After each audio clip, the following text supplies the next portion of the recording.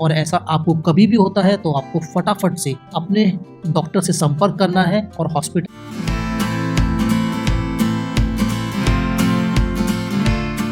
नमस्कार दोस्तों, 9 months pregnancy channel में आपका बहुत बहुत स्वागत है। आज हम बात करेंगे वाटर ब्रेकेज के बारे में, जो कि समय से पहले हो जाता है और इस तरीके के वाटर ब्रेकेज को बोलते हैं PPROM, जिसकी फुल फॉर्म होती है preterm pre labour rupture of membrane.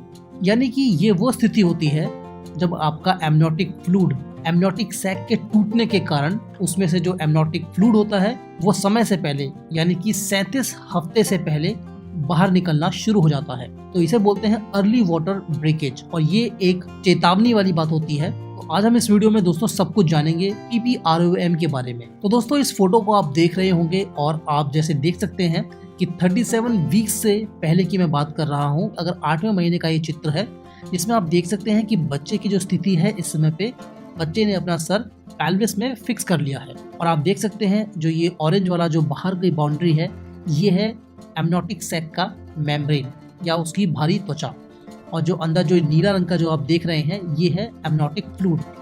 तो कई बार ऐसी स्थिति बन जाती है, बहुत कारण होते हैं जो कि हम आगे जानेंगे, कि जो ये मेम्ब्रेन होता है इसमें कोई क्षति पहुंच जाती है, ये टूट जाता है और इसके कारण क्या होता है, जो ये एमनियोटिक फ्लूइड होता है ये सर्विक्स यानी कि बच्चेदानी के मुंह के द्वारा होता हुआ नीचे से वेजिना से बाहर निकल जाता है। तो दोस्तों अगर ये स्थिति आपको 9वें महीने में आने पे हुई है तो कंडीशन काफी हद तक नॉर्मल होती है, लेकिन अगर 37 हफ्ते से पहले ऐसा आपको होता है तो ये एक चेतावनी वाली बात होती है और ऐसा आपको कभी भी होता है तो आपको फटाफट से अपने डॉक्टर से संपर्क करना है और हॉस्पिटल भागना है। वैसे तो ये समस्या बहुत कम मामलों में होती है, तकरीबन 5% प्रेगनेंसी में ही ऐसे केसेस देखे जाते हैं, लेकिन कभी भी ऐसा हो तो आपको सचेत रहना है। आइए अब जानते हैं कि PPROM के क्या क्या रीजंस होते हैं।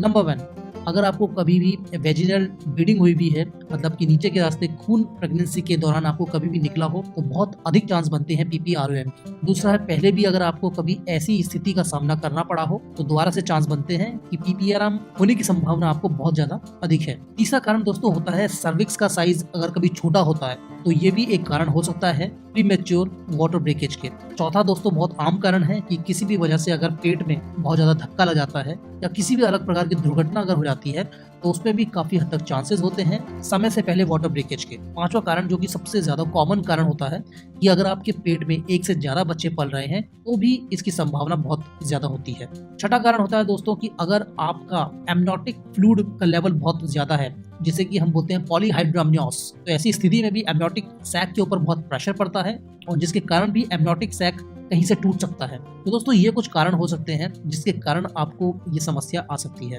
अब दोस्तों आप इसे पहचानेंगे कैसे और आपको समझना कैसे है, तो आपको ये समझ लेना है कि कभी भी नीचे के रास्ते से अगर बहुत ज्यादा मात्रा में पानी का रिसाव हो रहा है और अगर आप उस पानी को स्मेल करते हैं तो जरूरी नहीं है कि कोई स्मेल आए भी, क्योंकि ये जो पानी होता है बिल्कुल एकदम पानी के समान पारदर्शी होता है। इसमें जरूरी नहीं है कोई गंद भी हो। इसका रंग या तो पीला हो सकता है या तो पानी की तरह हो सकता है या फिर थोड़ा सा ये लाल रंग लिए हो सकता है, जो कि ब्लड के कारण हो सकता है। और जब ये दोस्तों होता है वाटर ब्रेकेज तो इसका एहसास जरूरी नहीं है कि आपको हो, इसका एहसास शायद आपको तभी होगा जब आप कुछ गीलापन महसूस करेंगे। तो ऐसी कोई भी स्थिति आपको हो रही है तो आपको समझ जाना है कि ये अर्ली वाटर ब्रेकेज है, जो कि एक चेतावनी वाली बात है और आपको तुरंत हॉस्पिटल भागना है। ऐसे केस में सबसे पहले तो आपको पैड का इस्तेमाल करना है, टैम्पॉन का इस्तेमाल बिल्कुल भी नहीं करना है, क्योंकि आपके डॉक्टर पैड से ही अंदाजा लगा पाएंगे कि किस अमाउंट में पानी बाहर निकल रहा है, उसका कलर क्या है और उसमें स्मेल है या नहीं है। ऐसे केस में जब आप हॉस्पिटल पहुंचते हैं तो ये वेरीफाई किया जाता है कि ये वाटर ब्रेकेज है या नहीं है। इसके साथ ही आपके कुछ और टेस्ट भी होते हैं, जैसे कि आपका ब्लड प्रेशर नापा जाता है, आपका टेम्परेचर मेजर किया जाता है और आपके पल्स रेट भी देखी जाती है। साथ ही साथ में बच्चे की हार्ट बीट भी चेक की जाती है और आपका यूरिन टेस्ट भी होता है, ताकि ये पता लगाया जा सके कि कहीं आपको किसी भी प्रकार का यूरिन इन्फेक्शन तो नहीं है। तो दोस्तों अगर पता लग जाता है कि आपको वाटर ब्रेकेज ही हुआ है और ये एक अर्ली वाटर ब्रेकेज है, यानी कि अभी आपको 37 हफ्ते नहीं हुए थे और उससे पहले ही आपका वाटर ब्रेकेज हो गया है, तो फिर आपको हॉस्पिटल में ही डॉक्टर्स की निगरानी में रखा जाएगा। आपके बच्चे की भी सही तरीके से मॉनिटरिंग होगी, हार्ट बीट दोनों की समय समय पे चेक की जाएगी, इन्फेक्शंस बच्चे को ना हो, क्योंकि जो पानी एम्नियोटिक सैक में होता है वो तो निकल गया होता है। अब आपको एंटीबायोटिक्स दिए जाते हैं ताकि बच्चे को किसी भी प्रकार के इन्फेक्शन ना हो, क्योंकि जो ये पानी होता है यही बच्चे को इन्फेक्शन से बचाता है और जो अब काफी अच्छी मात्रा में बाहर निकल आया है। तो आपको एंटीबायोटिक्स दिए जाएंगे, आपके टेम्परेचर को नापा जाएगा समय समय पे और आपके ब्लड प्रेशर को भी देखा जाएगा। मेन मोटिव यहाँ पे ये होता है कि किसी तरीके से इन्फेक्शन से बच्चे को बचाया जा सके और आपका थोड़ा सा टाइम बढ़ाया जा सके। जो जैसे कि ये 37 हफ्ते हुआ था, तो किसी तरीके से आपको 9th मंथ के ऊपर जंप कराया जा सके, क्योंकि बच्चे की अभी डेवलपमेंट चल रही है, उसके लंग्स का विकास हो रहा है, उसके ब्रेन का विकास हो रहा है। तो ये सब सही तरीके से हो जाए, 8वां महीना निकल जाए, 9वें महीने में फिर बच्चे को निकालने की प्रक्रिया करी जाती है। लेकिन कुछ केसेस में कई बार इन्फेक्शन हो चुका होता है और उस समय पे कोई चारा नहीं होता है, बच्चे को तुरंत बाहर भी निकाला जा सकता है ताकि बच्चे को और किसी प्रकार का कोई भी खतरा ना हो। वहीं पे अगर आप ऐसे किसी भी केस में हॉस्पिटल पहुंचते हैं और वहां जाके ये पता चलता है कि आपको वाटर ब्रेकेज नहीं हुआ है, तो आपको तुरंत ही घर वापस भेज दिया जाएगा, या फिर आपको उस केस में भी घर वापस भेज दिया जाएगा जब आपका वाटर ब्रेकेज तो हुआ है लेकिन बहुत ज्यादा मात्रा में नहीं हुआ है। लेकिन आपको हर केस में संभल के रहना है। अगर आपको ज्यादा वाटर ब्रेकेज नहीं हुआ है तो आपको इस बात को मॉनिटर करते रहना है, क्योंकि आगे संभावना बनी रहती है कि आपका वाटर ब्रेकेज हो सकता है।